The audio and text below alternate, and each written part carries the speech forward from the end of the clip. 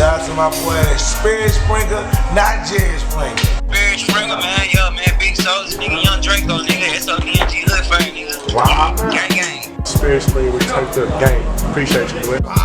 Sperry Springer, big gang shit. Gang shit, y'all know what the fuck going on for my name Sperry. Motherfucking Sperry Springer, you understand me? Hey, this shit bigger than us, nigga. This since niggas don't really know. But they better know. So like, were you doing music in Arkansas or did you? Oh yeah. Okay, so. Oh yeah, I've been doing music since music, man. I've been doing so much music. I first got my studio after my dad passed away. You know what I'm saying? From his life insurance check. Damn, that's real. My mom asked what I wanted. Shit, I was like a studio. Yeah. And she took me to this place called Stigler Music, something like that. It's like a guitar center in Arkansas. And, shit, went in there and cashed out on it, $1,200, I think. It's a lot of money back then, but like, shit, I went to the house, man, and I called my homeboy up, P. Beezy. He's a rapper over in Dallas, man. He's from Arkansas too. Yeah. Shout out P. Beezy. But yeah, man, I called him up and he was the first one that had the recorder, so I told him to show me how to record. That's all I needed him to show me how to do. He showed me how to record, and I met Live Sosa at the time, and we put a tape together, and shit, the rest of it was done with. Like, you can ask my mom, like, every day, 10, 12 niggas in the room, like, you know what I'm saying? Yeah. Like, we in there recording, smoking, because my mom, she let me smoke, you know what I'm saying? Oh, where's that? Because, yeah, the cool mom. Yeah, she was, you know what I'm saying, when my dad passed, she was like, you know, you're gonna be out here doing shit anyway, so might as well just do it at the house. So I want you to be out here and get in trouble from the shit. You know what I'm saying? And so honestly, I stayed out of trouble that way and smoked big boy blunts at the crib. Yeah. But yeah, recorded, man, so many CDs and songs, and like in Arkansas and Fort Smith, like I recorded like so much music, man. Like for a whole lot of artists there. You know what I'm saying? Like I was probably like the DJ Screw.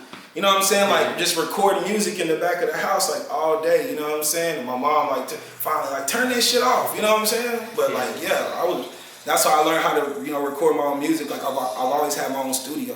Yeah. Only time I go to this book studio time is because I just want to be in a different atmosphere.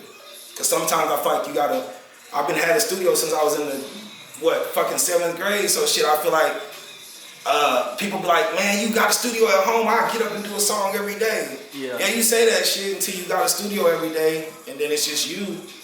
So I be like feeling like sometimes I need to take myself out that environment because you get comfortable. Yeah, you know what I'm saying? You can't be on the couch just like, I'm finna drop these bars. Yeah. So I'll be like, man, you know what I'm saying, book some time or something with somebody and just go in there just because they're like, don't you got a studio at the house? Yeah, I do, but now you're on the clock. Because exactly like you said, you're on the clock now. Yeah. Now it's like crunch time. You got to do it. You can't go in here bullshitting and you spending your money. So if you want to waste your money, like that's on you. But I ain't finna do no shit like that. See, I like this. I like that subject because you know, I manage artists and you know, I'm constantly like, you know, it's half the shit I say is one you got the other because niggas is young. Niggas don't want to hear half the shit I'm saying. But like, you know, I talk about the studio time, like we blessed. We got niggas that really hook us up with studio time because niggas believe in niggas and whatnot. So niggas paying dirt cheap. I used to do music at a time, but when I was doing it, it wasn't like niggas was getting like, you know, the very cheap amount of hourly rate that it is now. And I'm always like, yo, bro, you niggas taking this little, you know, couple bucks for granted. Right. But it's like niggas that really pay $50 for hours, maybe some extra for a master, and them niggas get it in that little hour and shit. Man, you know?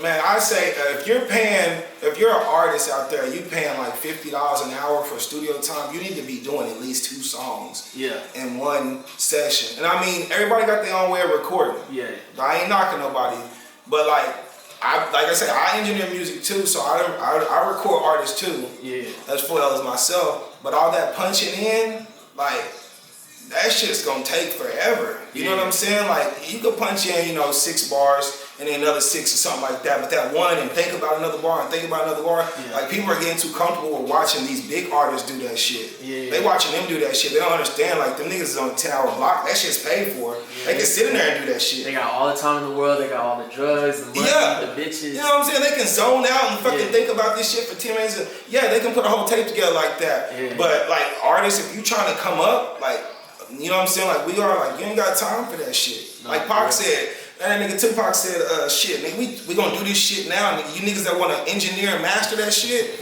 y'all can find some niggas to do that shit. We gonna record this shit now. We'll do that shit later on. So yeah, man, just lay that shit down, man, and put that shit out, man. Nah, that's one of them gems. If I watch this interview and I'm a rapper, that's one of the gems I'm gonna take because hell yeah. I do feel like people take studio time and the recording process for granted and don't make the most out of it sometimes.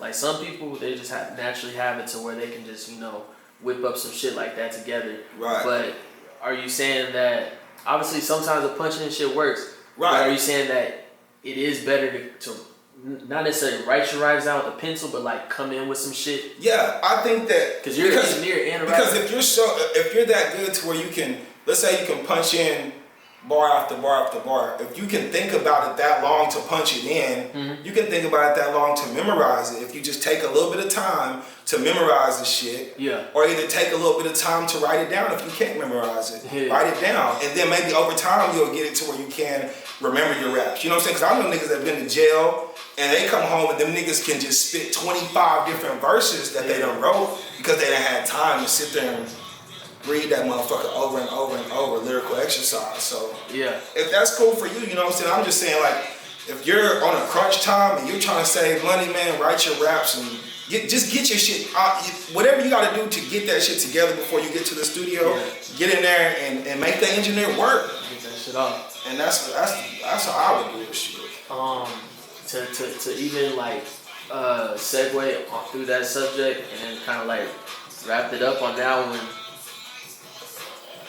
How important is an engineer? Like, cause constantly I be around rappers and they, you're your own work, your toughest critic. So like, you be like, oh, I don't like the way this one sounds, or he should have did this and did that. Like, and I be telling niggas when they be complaining about certain shit, I be like, yo, bro, that's on you to push the engineer the same way it's on him to push you. The same way he gotta be like, hey, yo, bro, do that shit over. Y'all niggas gotta tell him, hey, nigga, I need my shit to sound like if he's not doing that shit as an engineer, man, it's just on some. I'd find somebody else. Yeah. You need to make it personal with your engineer. Like, if he needs to be telling you, like nigga, re-drop that shit. Like, at first I didn't get it because, like I said, I'd be recording the house all the time by myself. Yeah. And so, like, it was this last album I put out, Mirrors. I had went to go record it with my guy Joel, who actually masters some of my music now.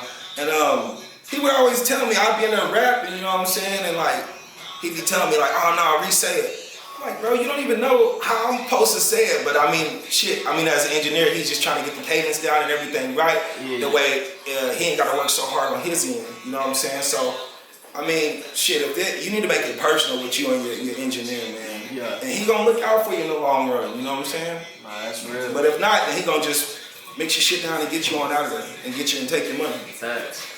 Shout out Sperry Springer, man. Let's do this shit. Let's do this shit again.